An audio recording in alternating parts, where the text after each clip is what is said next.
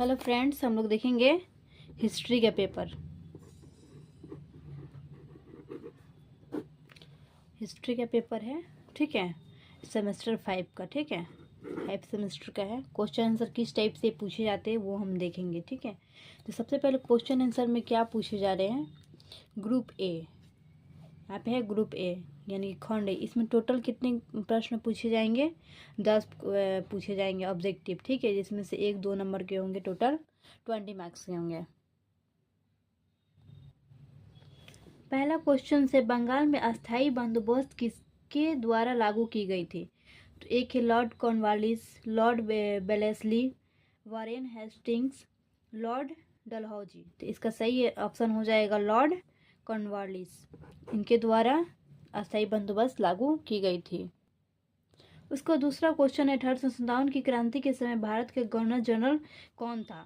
तो भारत का governor general था उस समय लॉर्ड कैनिंग। ऑप्शन नंबर 2 सही हो जाएंगे। अगला क्वेश्चन है ये 1760, ठीक है, इसको 1760 बोलते हैं। 1760 में औरंगजेब के बाद मुगल सम्राट कौन था। तो इसका सही ऑप्शन हो जाएंगे बहादुर शाह प्रथम, ये लगा हुआ है। अगला क्वेश्चन से प्लासी का युद्ध किसके बीच लड़ा गया था। तो पहला है ब्रिटिश और मराठा, ब्रिटिश और मुगल, ब्रिटिश और टीपू सुल्तान, ब्रिटिश और सिराजुद्दौला, ठीक है। तो ये ऑप्शन नंबर 4 सही हो जाएगा।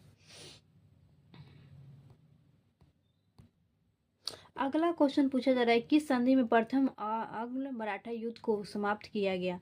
तो इसका सही आंसर हो जाएगा सालवाई की संधि, यही सही आंसर होगा, ठीक है। इलाहाबाद की संधि ये नहीं होगा, ये गलत है। उसके बाद क्वेश्चन पूछ रहे हैं बंगाल में सिख साम्राज्य के संस्थापक कौन थे। तो रंजीत सिंह।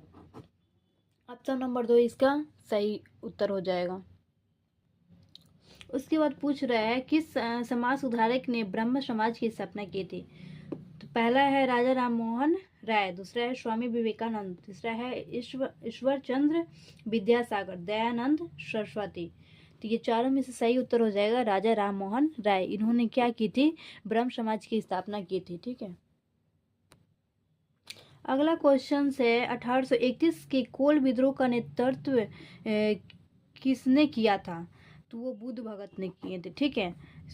और बिरसा मुंडा है और सिद्धू और कान्हू है जतरा भगत। सिद्धू और कान्हू संथाल विद्रोह के किए हुए थे, ठीक है, संथाल विद्रोह का, ठीक है। और बुद्ध भगत जो थे वो कोल विद्रोह के नेतृत्व में थे।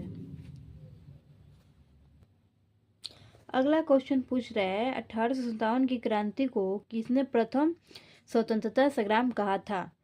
तो इसका सही उत्तर हो जाएगा बीडी सावरकर, ठीक है। अभी और भी हम सब्जेक्टिव बताएंगे, क्वेश्चन आंसर किस टाइप से पूछे जाते हैं वो भी हम आप लोगों को बताएंगे। पहले हम लोग ऑब्जेक्टिव देख लें। अगर आप लोग कमेंट कीजिएगा तो हम क्वेश्चन का आंसर भी आप लोगों को प्रोड्यूस करेंगे, ठीक है, क्वेश्चन का आंसर भी आपको देंगे। फिलहाल तो हम क्वेश्चन का आंसर बताएंगे कि किस टाइप के क्वेश्चन पूछे जाते हैं। अगला क्वेश्चन है 1857 की क्रांति का संपूर्ण नेतृत्व किसने किया था। तो इसका सही उत्तर हो जाएगा बहादुर शाह जफर, ठीक है। बहादुर शाह जफर जो थे उन्होंने 1857 की क्रांति का नेतृत्व किए थे। अब हम लोग देखेंगे क्वेश्चन आंसर, मतलब क्वेश्चन आंसर किस टाइप से पूछा जाता है। जो क्वेश्चन आंसर होते हैं वो कितने मार्क्स के होते हैं और किस किस टाइप से क्वेश्चन आंसर पूछे जाते हैं। देखिए ग्रुप बी यानी कि खंड बा, ठीक है, इसमें टोटल कितने क्वेश्चन के आंसर देने पड़ते हैं। Write short notes on any 4 of the followings, यानी कि टोटल 4 क्वेश्चन का आंसर हम लोगों को देना पड़ता है, जो कि एक क्वेश्चन का मार्क्स 5 नंबर का होते हैं। पहला क्वेश्चन पूछ रहा है मराठा संघ किसे कहते हैं। दूसरा पूछ रहा है पानीपत की तृतीय युद्ध कब हुई थी। पानीपत का युद्ध के बारे में लिखना है, उनके तृतीय युद्ध के बारे में लिखना है। अगला क्वेश्चन है अस्थायी बंदोबस्त, अस्थायी बंदोबस्त के बारे में लिखना है, कब लागू हुई थी, कहाँ पे लागू हुई थी, यही सब लिखना है। उसके बाद अगला क्वेश्चन है कोल विद्रोह, कोल विद्रोह के बारे में लिखना है। अभी जस्ट पीछे हम लोग ऑब्जेक्टिव में भी कोल विद्रोह के बारे में पढ़े थे। उसके बाद 1857 की क्रांति का स्वरूप ठीक है। 1857 की क्रांति किस लिए हुई थी, ठीक है, और क्यों हुई थी, ये सब चीज़ लिखना है। उसके बाद ब्रह्म समाज के बारे में लिखना है। ब्रह्म समाज के संस्थापक कौन थे? राजा राम मोहन राय, ठीक है, राजा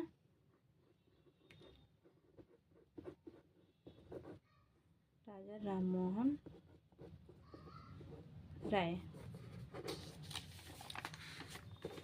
उसके बाद हम लोग का ये आता है ग्रुप सी। ग्रुप सी यानी कि लॉन्ग क्वेश्चन आंसर, ठीक है। इसमें से हमको 3 गो क्वेश्चन का उत्तर देना पड़ता है। एक तो क्वेश्चन 10 नंबर के होते हैं। इसे लगभग नेक्स्ट वीडियो में हम बताएंगे कि कितने पेज में एक क्वेश्चन का आंसर लिखना पड़ता है, जो कि अच्छे मार्क्स आप लोग के ला सकते हैं। देखेंगे, पहला क्वेश्चन दिया है बक्सर युद्ध के कारणों तथा परिणामों की विवेचना करें, यानी कि बक्सर के युद्ध कब हुआ था, क्यों हुआ था, किस कारण से हुआ था और उनका क्या परिणाम हुआ, निष्कर्ष हुआ, ये सब चीज़ लिखना चाहिए।